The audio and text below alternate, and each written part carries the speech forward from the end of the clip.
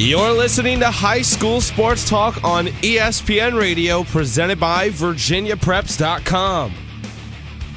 Now back to your hosts, Matt Hatfield and the coach, Ed Young. Back here on the program, football season is fast approaching, just a little bit more than a month away from the real games getting going, and we have the new head football coach of the Smithfield Packers. He's got a really neat bio we'll get into in just a minute. Joining us, Mike Newhall here on the program. Coach, thanks for joining us this morning. How's your summer going so far?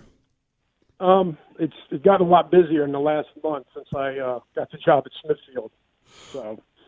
But overall, pretty well so far. Well, congrats to you on that new position. What drew you to Smithfield, and how's it feel to be the new head football coach of the Packers?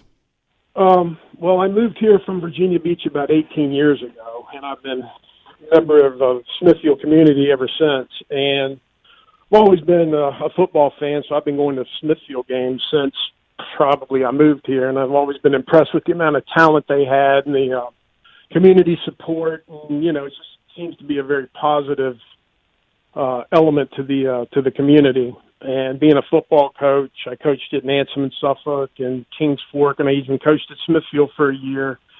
And the opportunity arose, and I was just fortunate enough, I guess, to be in the right place at the right time to get the job. So kind of a lot of different things kind of drew me to it. But I think, it's a great opportunity. I'm really excited about it. So. Hey, Mike, Ed Young here. Congrats on the getting the head position there at Smithfield. Thank you, Ed. And we always like when we get somebody on new, we like to go back into your history. Let's go all the way back to your high school days, and let's talk about as a player, high school, college. I know you got a little professional background also, and then get into your coaching. You touched on it, but get into the places where you coached right up until getting this job at Smithfield. Well, I graduated from Norfolk Academy a long time ago, and I played football, basketball, and baseball while I was there. And from there, I went on to the University of Virginia and played tight end there for 4 years. I started for 3 of them. I was captain of the team in '79. It was the first winning season that UVA had in, I think, 15 years. So, I felt like a sense of accomplishment there. From that point forward, I signed a free agent contract with the New England Patriots and had a really good training camp and made it to the last cuts, played in all 4 preseason games, and was one of the last 4 guys cut, or 5 guys cut, rather. So I went back, finished my degree, came back, and the next year I tried out with the Baltimore Colts. So that kind of dates me there a little bit, but and made it halfway through and got cut. And from that point forward, I just decided to pursue other things other than professional football.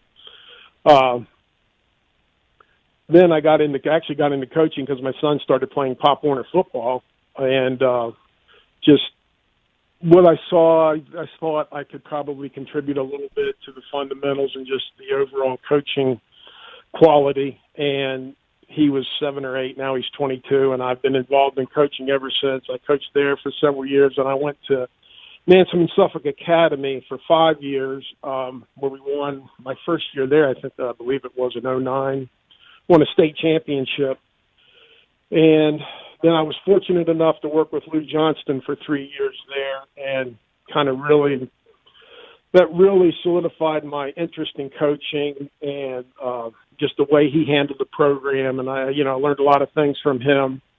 And my son graduated from Nansom and Suffolk. I coached him all the way through. And then when he left, I left and I went to coach at Smithfield High School, I think in 2012 for a year under Clark Harrell. And we made the playoffs, but we got beat by Monacan that year. And then the following year I was at Kings Fork, working with Joe Jones, and we made the playoffs, but we lost to Lake Taylor like in the last 2 minutes. It was a great game.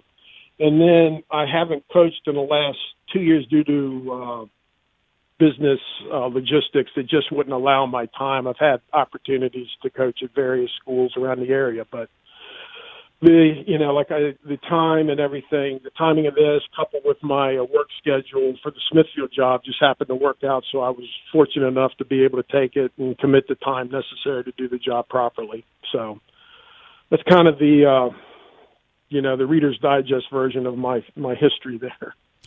We're chatting with new Smithfield High School head football coach Mike Newhall here on High School Sports Talk, presented by VirginiaPreps.com on ESPN Radio 94.1. Coach Newhall, a former tight end and team captain at the University of Virginia in 1979, now the head football coach of the Packers. And you mentioned some veterans there, Coach, with the likes of Lou Johnston and Clark Harrell and Joe Jones, guys that have won a lot before and embarking on this journey as a head football coach now. What did you soak up from them? And have you spoken to some of those guys and some of your, I guess, even old mentors, if you will, as you embark on this journey at Smithfield, where it's a great fan base and the program's been very consistent here of late? Yeah, well, actually, I've drawn, I've reached out to all of them in some form or fashion. I'm going to utilize the wing T concepts that I learned from Lou as the base offensive scheme at Smithfield. We'll deviate out of it because Smithfield's always had a lot of very good athletes, and I think it's important to take advantage of the talent that you have. So I'm going to be implementing wing key schemes, but we're going to do some stuff out of the shotgun spread and stuff to get these kids, get these athletes in space and kind of let them just be athletes and do what they do. As far as talking to the other guys, that they've been very supportive. The other coaches, Joe and Clark and Lou. They've been there. Any questions I've had, letters of reference, words of wisdom and guidance, all of them have been great. And, I really appreciate all the help that they've given me, throughout the whole process. Now, Coach, you're talking about implementing the wing T. I'm not a football coach. I tend to stay on the basketball side, though I am undefeated in football because we've had many of the coaches we've had on. I keep telling them, throw it 4th and inches, throw it long. Flea flickers work. Watching a receiver throw the ball works. Wing T is tough. I'm gonna challenge you a little bit here now. If I'm wrong, I'm wrong. Is that not one of the tougher offenses to teach? And really, what's it predicated on? Is it a strong line? Is it the right type of running back? Quarterback, and I know you got to replace a good one in Willie Drew, who's now moved on to JMU as a defensive back. So help me in that process. Well, you're right about the fact that it's the blocking schemes are, by today's standards, probably a little more intricate than, say, your zone blocking schemes. But what I like about it, and what I saw happen is it gives, a smaller player an opportunity to block because you're doing a lot of down blocking, working on angles. There's always a down block, a kick-out block, and a wraparound block at the point of attack. Just schematically, it allows you to take advantage of whomever your better athletes are. If you've got a good quarterback, you can run option, you can throw it. If you've got a good fullback, they've got down plays, belly plays, trap plays where you can utilize his running skill. If you've got good halfbacks and wingbacks, there's jet sweeps, there's butt sweeps. It's a very multiple offense. I mean, it's an old school offense in that it's been around forever, but it's kind of developed and evolved with the advent of the spread and throwing it around. So it really allows you to take advantage of whatever kids have the most athleticism, and it's tough to defend because you're always angle blocking, and there's a lot of misdirection, double handoffs, so there's a lot of things you can utilize in it, and that's why I like it. Well, I got to imagine too, it's hard to defend once it gets moving because people don't see it a lot. It's very hard to defend. It's very hard to defend because, like I said, there's a lot of thinking, a lot of deception, and if you can get the ball handling down and just everybody doing their job right, it's very difficult to defend. We had a lot of success with it at Nansom and Suffolk, and I know Lou had a tremendous amount of success with it when he was at Western Branch back in the day. And yeah, it's hard to follow the ball. I like it. It's just there's a lot of elements and there's a lot of things you can do with it that I think it'll really play to our strengths at Smithfield from what I can tell. We did lose like 21 seniors from a very successful team last year, but I think from what I can gather and what I've seen, I think we've got a good amount of talent coming back to, keep us very, very competitive in our district. Now, of course, it's still very early. Let's start at the quarterback position. Obviously, with Drew moving on, is there any names you can throw at us, maybe a quarterback and then maybe some other athletes that we'll have to be on the lookout for? I wish I could, but I got the job after the school closed for the year, so we're still learning each other. I know I've had a lot of kids that have been on vacation. We're just coming off this past week was a dead period where we weren't allowed to have any contact with the kids. So I've really only been able to work them out in the weight room, and then we're going out with agilities, and I'm implementing some of my offensive schemes for about a week and a half now. So we still are getting to know one another in the early stages of it. I've got some kids that I think are going to be really good up front, and that gives me a lot of hope because I think we've got about 5 returning linemen that started on one side of the ball or the other. So I think that gives us something to build on.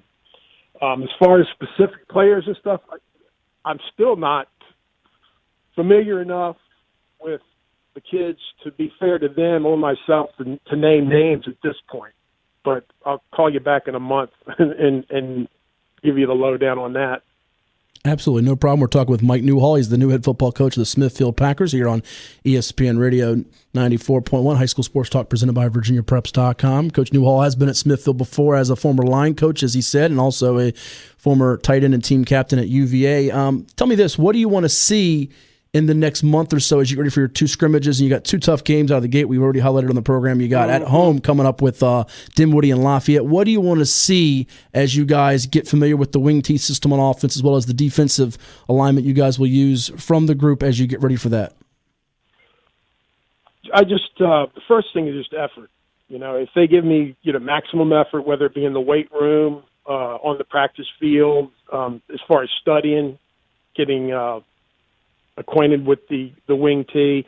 I think defensively, we're not going to deviate a whole lot from what they did, as I understand it. We're going to run an even front as our base defense, a 4-2-5 type of scheme on the defensive side. And I think that will be a little bit easier to implement, and they'll be more comfortable out of the gate with that because it's probably more closely akin to what they did last year.